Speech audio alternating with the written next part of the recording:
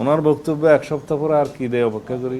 আজকে যদি তিনজন নেতা একসাথে হয়ে যায় শফিকুর রহমান সাহেবের নেতৃত্বে, আমাদের ছোট ছেলে নাহিদ এবং শেখুল হাদিস মাহমুদুল হক সাহেব, তিনজন যদি একসাথে হয়ে যায় এক সপ্তাহের মধ্যে আপনার সরকারের পতন হবে, এটা অনিবার্য।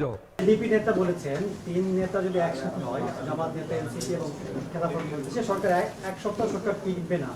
এই বক্তব্যটা সরকার কিভাবে দিচ্ছে? ওনার বক্তব্য এক সপ্তাহ পরে আর কি দেয় অপেক্ষা করি। যখন এক সপ্তাহ পরে টিকবে না, সব বিষয়ে মন্তব্য করার জন্য লায়ক তিনি না। বাস, এটা ধরে রাখতে পারবেন না,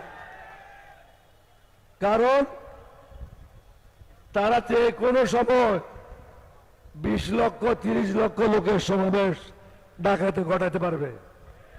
টঙ্গীর রাস্তা বন্ধ করে দেবে, সায়দাবাদের রাস্তা বন্ধ করে দেবে, মিরপুরের রাস্তা বন্ধ করে দেবে। আপনি কোন দিকে দেশে থাকবেন? আপনাকে এটা বুঝতে হবে। আপনি অন্যদের দ্বারা প্রভাবিত হবেন না।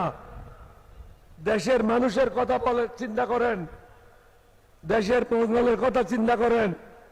মানুষকেও চিরদিন বেঁচে থাকবে না।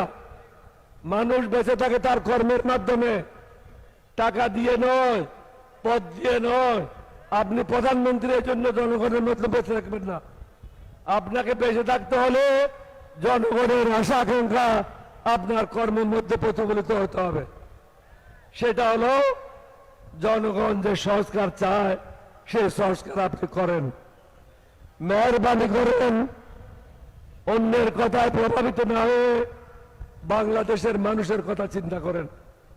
এখন আপনি দুর্নীতি বন্ধ করতে পারেন নাই, চাঁদাবাজি বন্ধ হয় নাই, আইন শৃঙ্খলার চরম অবনতি, দ্রব্যমূল্যের ঊর্ধ্বগতি, এবং আপনার দলের লোকেরা দুর্নীতিবাজ যে সমস্ত ব্যবসায়ীরা আছে তাদের ব্যবসায়িক প্রতিষ্ঠানগুলো পাহারা দিচ্ছে।